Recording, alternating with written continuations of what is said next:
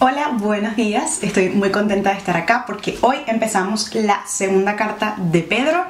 Y pues nada, vamos a empezar leyendo el capítulo 1. Hoy, como siempre, voy a estar usando las dos versiones en las que me apoyo: Reina Valera 1960 y la Christian Standard Bible, con mi traducción express que hago acá, pero yo creo que igual les sirve para comparar.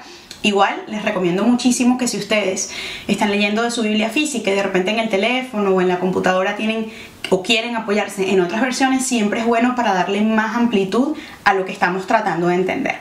Vamos a comenzar. Los saludos de Pedro empiezan acá, y si vieron el video de ayer les dije que no estaba segura si mi memoria me fallaba, pero aquí Pedro confirma que es él el que está dando estas palabras, porque empieza diciendo: Simón Pedro, siervo y apóstol de Jesucristo, a los que habéis alcanzado por la justicia de nuestro Dios y Salvador Jesucristo una fe igualmente preciosa que la nuestra.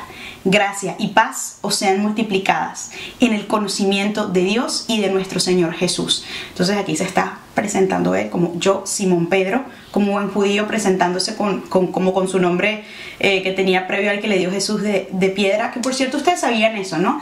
Simón en hebreo significaba algo parecido como a hoja que lleva el viento, y por eso Jesús le cambió el nombre y le dijo, y lo llamó Pedro, que significa piedra, ¿no? Como para que él ya no oscilara y variara, sino que fuese establecido en Cristo como una piedra, ¿no? Y por eso primero se llamaba Simón y luego Jesús le dio el nombre de Pedro. Comienza entonces en el versículo 3 diciendo esto: como todas las cosas que pertenecen a la vida y a la piedad nos han sido dadas por su divino poder, mediante el conocimiento de aquel que nos llamó por su gloria y excelencia, por medio de las cuales nos ha dado preciosas y grandísimas promesas, para que por ellas llegaseis a ser participantes de la naturaleza divina, habiendo huido de la corrupción que hay en el mundo a causa de la concupiscencia. Les voy a ser honesta, cuando leí esta primera parte de versículos, realmente el 3 y el 4, para ser muy sincera, me enredé un poquito, porque decía,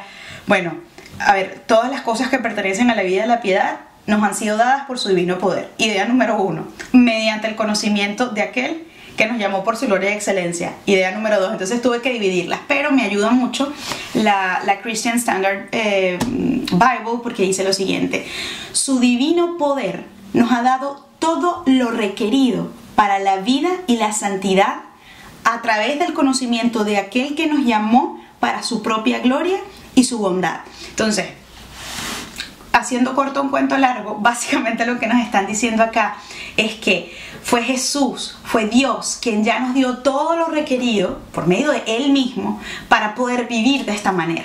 Para poder vivir de esta manera a la que se nos invita a vivir en las cartas de Pedro y en la Biblia en general. Yo he tenido varias conversaciones con chicas en donde me dicen como: no, pero es que es demasiado difícil hacer esto, y demasiado difícil vivir esto, es demasiado difícil amar a tu enemigo, es demasiado difícil ser fiel, es demasiado difícil fiel en cualquier cosa, ¿no? Cualquier reto que tú puedas pensar al que Dios te está llamando y que es demasiado difícil hacer. Y yo coincido, o sea, a mí me parece demasiado difícil, por ejemplo, amar a mi enemigo. O sea, para mí eso es, yo siento que siempre fallo la prueba, ¿no? Pero aquí me está diciendo la Biblia que lo que yo requiero para poder hacer todo eso ya me fue dado. Y no es que me fue dado a mí porque yo soy buena, ¿no? Sino que por medio de Jesucristo yo tengo lo necesario para vivir una vida en santidad y una vida a la que Él me llamó. Es decir, las cosas que pertenecen a la vida y a la piedad, estoy ahora en el versículo 4, nos ha dado preciosas y grandísimas promesas. O sea, todas las promesas que Dios te ha dado a ti individualmente, pero también nosotros colectivamente como creyentes, son preciosas y grandísimas, para que por ellas, por medio de esas promesas, llegásemos a ser participantes de la naturaleza divina. De otra manera, no podríamos nunca ni soñar que vamos a compartir una eternidad con Dios, habiendo huido de la corrupción que hay en el mundo a causa de la concupiscencia. Entonces yo simplemente me hago consciente de que por medio de esas promesas, por medio de todas estas cosas de vida y de piedad, yo huí de mi vida pasada. Yo dejo atrás esa vida pasada que tenía que ver con el pecado, que tenía que ver con la concupiscencia. Entonces aquí se nos dice básicamente como cuál es nuestro estatus como creyentes. Y luego aquí es donde en segunda de Pedro se nos comienza a decir, bueno, entonces ahora ¿qué tienes que hacer? Versículo 5. Vosotros también, y escúchenme muy bien, poniendo toda diligencia por esto mismo, añadid a vuestra fe virtud, a la virtud conocimiento. Al conocimiento, dominio propio. Al dominio propio, paciencia. A la paciencia, piedad. Versículo 7. A la piedad, afecto fraternal. Y al afecto fraternal, amor. Voy a terminar con el 8 este punto.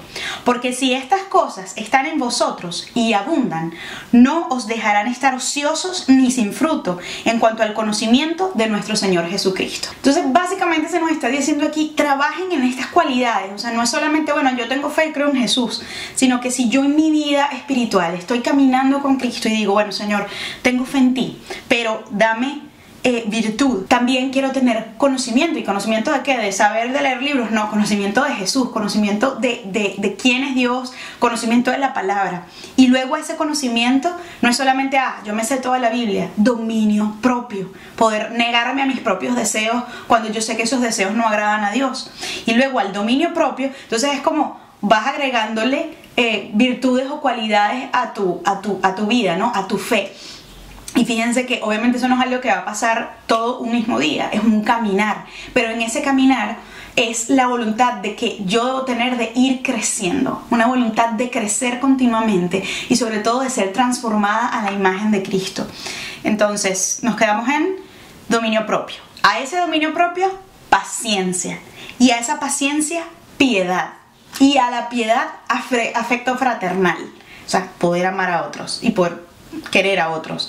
Y al afecto fraternal, amor, que siempre se nos habla del amor como pues el valor supremo, la virtud suprema que demuestra que nos amamos, que somos cristianos, que demuestra que realmente creemos en un Dios que nos llama a vivir diferente y que el amor cubre multitud de pecados. O sea, es el amor al que tenemos que apuntar. Entonces, en ese crecimiento, al final yo termino llegando como al fin último, que es el amor como virtud. Entonces el 8 te explica por qué esto es importante, porque este proceso como de caminar creciendo y añadiendo cualidades a tu fe es importante. Dice, porque si estas cosas están en ustedes y abundan, no los van a dejar estar ociosos y sin fruto en cuanto al conocimiento de nuestro Señor Jesucristo. Y es un poquito el mismo punto que hablábamos ayer en el capítulo final de Pedro. Y es que cuando yo soy una persona que no está enfocada en el conocimiento de Cristo, en crecer en mi fe, en que ese es realmente lo más importante de mi vida, yo me distraigo y no estoy enfocada en este crecimiento, sino como que bueno, me interesa esto y está bien tener intereses, pero no puede ser lo más importante o la prioridad de mi vida. Entonces dice, si ustedes están pendientes de lograr estas cosas, ustedes van a estar enfocados, no van a estar ociosos y no van a estar sin fruto, y van a crecer en el conocimiento de Jesucristo. Y luego el 9 dice, pero el que no tiene estas cosas, ¿no? La persona que no está caminando añadiendo todas estas cualidades, tiene la vista muy corta, es ciego y ha olvidado la purificación de sus antiguos pecados. Entonces puede que yo conozca a Jesús, pueda que yo, y hay una parábola de los evangelios que lo describe perfectamente, ¿no? Que es como donde cae la semilla, y yo creo que la asocio directamente con esto. Yo puedo tener fe en Jesús, pero si yo no decido caminar añadiendo estas cualidades, conocimiento, paciencia, piedad, amor fraternal, o afecto fraternal, amor, aquí dice que lo que va a pasar es que se me olvida el milagro que se hizo por mí, se me olvida el regalo de mi salvación y que se me salvó de la muerte, ¿no? Y que se me perdonó mis pecados. Versículo 10, por lo cual, hermanos, tanto más procurad hacer firme vuestra vocación y elección, porque haciendo estas cosas no caeréis jamás. Básicamente, sé firme en el llamado que Dios te dio a ¿qué? A relacionarte con Él, a conocerle y hablarle a otros de quién es Él, y para que también Dios pueda cambiar sus vidas, ¿no? Entonces estén firmes en eso y están enfocados en que independientemente de cómo se vea tu vida, independientemente de lo que hagas en tu vida, ese es el fin último de tu vida, ese es el propósito para el cual Dios te creó. Haciendo estas cosas, estando enfocado en este estilo de vida, no vas a caer jamás. Número 11, porque de esta manera os será otorgada amplia y generosa entrada en el reino eterno de nuestro Señor y Salvador Jesucristo. No creo que tengo mucho que explicar acerca de este versículo. El galardón es una entrada amplia y generosa en el reino eterno de Jesús. Luego versículo 12 dice: por esto yo no dejaré de recordaros siempre estas cosas, aunque vosotros las sepáis y estéis confirmados en la verdad presente, pues tengo por justo, en tanto que estoy en este cuerpo, el despertaros con amonestación, sabiendo que en breve debo abandonar el cuerpo, como nuestro Señor Jesucristo me ha declarado.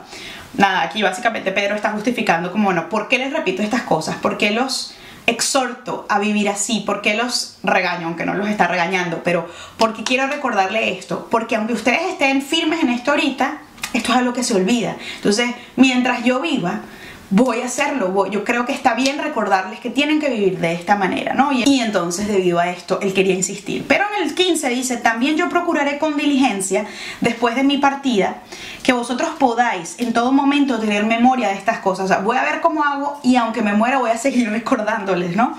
Porque no os hemos dado a conocer el poder y la venida de nuestro Señor Jesucristo siguiendo fábulas artificiosas, sino como habiendo visto con nuestros propios ojos su majestad.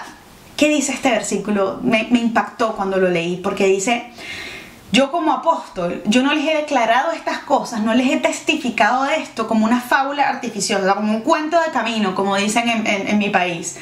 No, esto ha sido porque yo con mis ojos presencié, fui testigo del milagro, del regalo, de la vida de Cristo, de su muerte y de su resurrección, y de todo lo que eso implica para nuestra vida.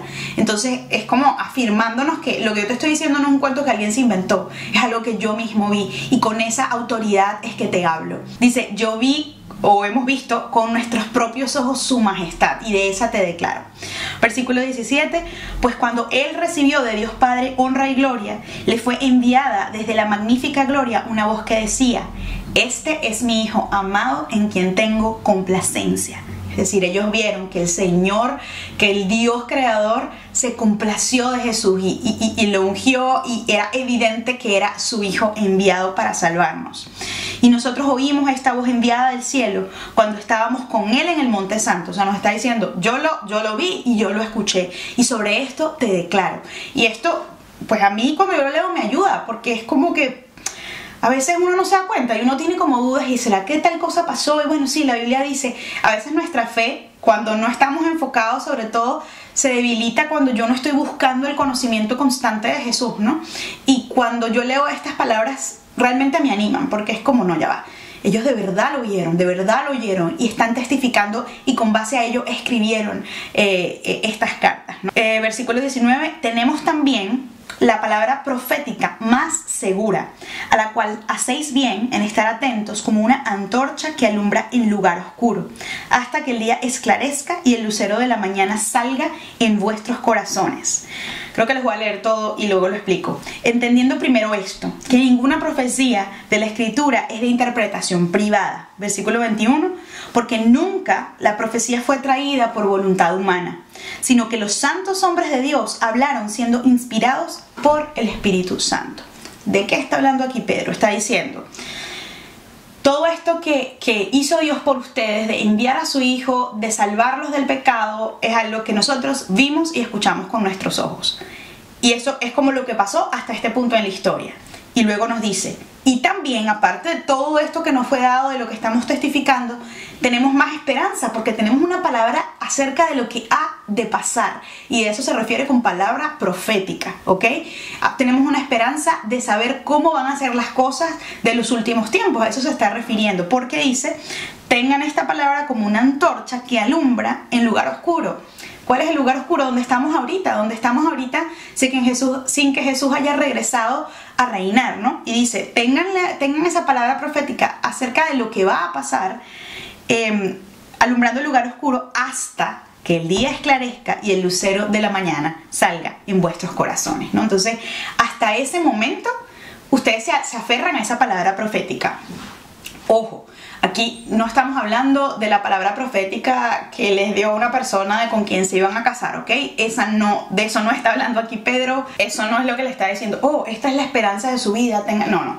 Está hablando, la Biblia Toda es una palabra profética, y de hecho la gente cree siempre que todas las profecías están en Apocalipsis. No, hay muchos libros de la Biblia, especialmente del Antiguo Testamento, que contienen información acerca de lo que va a suceder, de todo lo que aún no hemos visto, de qué va a pasar cuando Jesús vuelva a reinar este mundo y cuando venga a buscar a los suyos. Entonces, a eso se está refiriendo Pedro, ¿no? Que ninguna profecía, o sea, ninguna de esta palabra acerca de lo que va a pasar es de interpretación privada. No es que yo la puedo tomar y decir, ok, no, esto lo que quiere decir es que Jesús va a venir en no sé, en un carro volador. O sea, dice que no, porque no viene de voluntad humana, porque no hay ninguna profecía genuina que sea confiable, que venga de voluntad humana. Es como que, yo quiero que pase tal cosa, entonces yo declaro que va a pasar. No. Dice que todos los hombres que hablaron de Dios, hablaron siendo inspirados por el Espíritu Santo. Y bueno, obviamente esto tiene muchas formas de probarse. Pablo nos cuenta más de eso en Primera de Corintios. Yo tengo un video también sobre esto, así que vayan a verlo. Y lo importante acá es que nos está diciendo: todo esto que Jesús hizo por ustedes es la esperanza de su vida, y es lo que los sostiene, y es lo que los va a guardar si ustedes se mantienen enfocados y caminando en confianza de que Él los va transformando y añadiendo cualidades, interesándose más por conocerlo. Y también la palabra de lo que va a pasar, la esperanza que tenemos de lo que va a pasar, es algo que también nos debe sostener, debe alumbrar nuestra oscuridad.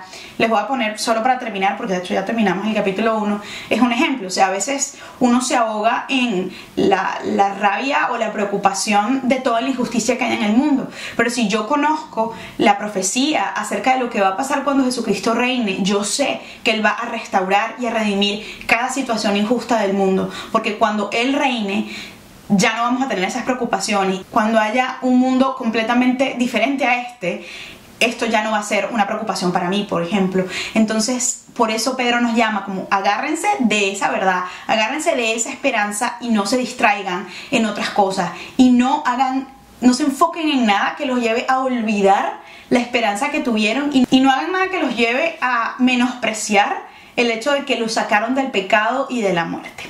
Bueno, hasta aquí el estudio de hoy. Mañana vamos a continuar con 2 de Pedro 2. Espero que les haya gustado. Espero siempre sus comentarios. Y nos vemos el día de mañana en el próximo video.